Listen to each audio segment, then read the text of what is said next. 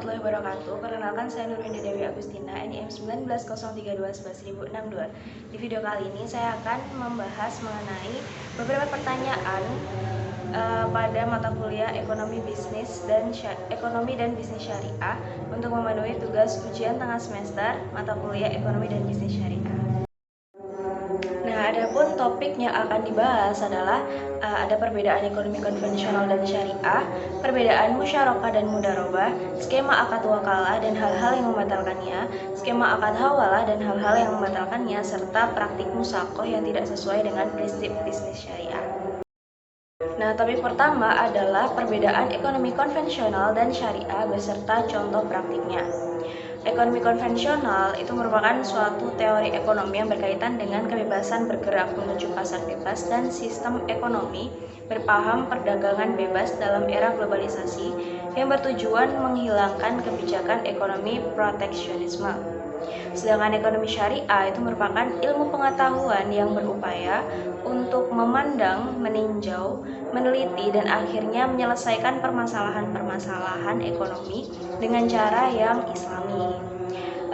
Untuk perbedaan ekonomi konvensional dan ekonomi syariah secara lebih detail, yaitu yang pertama dilihat dari sumbernya, yang mana ekonomi konvensional itu mengacu pada hal-hal yang bersifat positif, sedangkan ekonomi syariah bersumber pada Al-Quran dan Sunnah Nabi atau hadis. Kemudian ekonomi konvensional memiliki tujuan untuk mencapai kesejahteraan individu, sedangkan ekonomi syariah bertujuan untuk mencapai falah dunia dan akhirat, kesejahteraan serta keadilan bagi rakyat. Kemudian dilihat dari aspek kepemilikan, pada ekonomi konvensional setiap pribadi dibebaskan untuk memiliki sesuatu yang diperolehnya. Sedangkan pada ekonomi syariah meyakini bahwa sumber kekayaan yang kita miliki adalah titipan dari Allah Subhanahu wa taala. Selanjutnya, untuk keuntungan pada ekonomi konvensional itu menggunakan sistem bunga, sedangkan pada ekonomi syariah menggunakan sistem bagi hasil. Kemudian ekonomi konvensional berprinsip pada goal-oriented disiplin, sedangkan ekonomi syariah berprinsip pada scarcity. Nah, selanjutnya untuk contoh praktik dari ekonomi konvensional yaitu lembaga perbankan konvensional seperti pada Bank BRI, Bank BCA, Bank BTN, dan lain-lain yang menerapkan sistem konvensional dalam menjalankan kegiatan perbankan. Sedangkan contoh praktik ekonomi syariah yaitu dapat dilihat pada lembaga perbankan syariah seperti Bank Mandiri Syariah, Bank BRI Syariah, Bank Muamalat, serta Bank Syariah Indonesia atau BSI yang menerapkan sistem syariah dalam menjalankan kegiatan perbankan. Nah, selanjutnya untuk perbedaan musyarakah dan mudharabah dapat kita lihat dari alur atau skema masing-masing akad. Untuk akad musyarakah itu merupakan akad kerjasama yang mana kedua belah pihak sebagai pemodal atau juga sebagai pengelola. Pada akad ini para pihak menyertakan modalnya dan menjalankan usaha bersama. Modal dalam hal ini dapat berupa uang, keterampilan, atau pekerjaan. Kemudian keuntungan dibagi berdasarkan ketentuan dari perjanjian sebelumnya. Sedangkan kerugian ditanggung bersama sesuai kesepakatan dalam perjanjian. Selanjutnya, untuk skema akad mudharabah itu akadnya itu berdasarkan prinsip bagi hasil yang dilakukan antara dua pihak atau lebih, yang mana salah satunya itu berperan sebagai sohibul mal atau sebagai pemodal dan yang lainnya sebagai pengelola atau mudarib. Pada akad mudharabah, sohibul mal tidak turut serta dalam pengelolaan bisnis. Adapun keuntungan dari kerjasama ini dibagi sesuai dengan kesepakatan pada awal perjanjian. Sedangkan kerugian pada akad mudharabah sepenuhnya ditanggung oleh sohibul mal. Selanjutnya adalah skema wakalah dan hal-hal yang membatalkannya.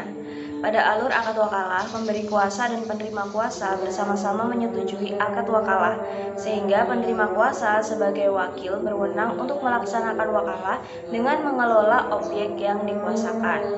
Kemudian hal-hal yang membatalkan wakalah diantaranya yaitu yang pertama, salah satu pihak yang berakad wafat atau gila. Kemudian, yang kedua, jika pekerjaan atau objek yang diwakilkan sudah selesai, maka akad tersebut akan batal dengan sendirinya. Kemudian yang ketiga, diputusnya akad wakalah oleh pemberi kuasa. Dan yang keempat adalah hilangnya kekuasaan atau hak pemberi kuasa atas suatu objek. Kemudian skema akad hawalah. Muhil itu merupakan orang yang berhutang kepada muhal melalui muhal alai atau bank. Dalam hal ini, muhal alai berperan sebagai perantara yang menghimpun dana dari muhal untuk disalurkan atau dipinjamkan kepada muhil. Sebagai feedbacknya, muhil membayar tagihan hutang kepada muhal alai dan muhal alai membayar jasa kepada muhal. Selanjutnya, hal-hal yang membatalkan akad hawalah. Di antaranya, yang pertama, salah satu pihak yang melakukan akad tersebut membatalkan akad hawalah sebelum akad itu berlaku secara tetap. Kemudian yang kedua, muhal melunasi hutang yang dialihkan kepada muhal alai. Yang ketiga, muhal meninggal dunia, sedangkan muhal alai adalah ahli waris yang mewarisi harta muhal. Yang keempat, muhal alai menghibahkan atau menyedekahkan harta yang merupakan hutang dalam akad hawalah tersebut kepada muhal. Yang kelima, muhal membebaskan muhal alai dari kewajibannya untuk membayar hutang yang dialihkan tersebut. Dan yang keenam, menurut mazhab Hanafi, hak muhal tidak dapat dipenuhi karena pihak ketiga mengalami pailit atau bangkrut atau wafat dalam keadaan bangkrut. Nah, selanjutnya adalah praktik musako yang tidak sesuai dengan prinsip bisnis syariah, yaitu praktik gadai tanah pertanian di Nagori Bandar Rakyat, Kecamatan Bandar, Kabupaten Simalungun. Adapun praktik gadai tanah yang dilakukan di daerah tersebut tidak sesuai dengan prinsip syariah karena merugikan salah satu pihak. Karena akad yang dilakukan hanya untuk mencari keuntungan semata. Dengan memberikan sejumlah uang kepada pihak penggadai tanah, maka pihak yang memberikan uang tersebut akan mendapatkan banyak keuntungan. Yang pertama, keuntungan dari hasil pemanfaatan jaminan lahan tanah pertanian.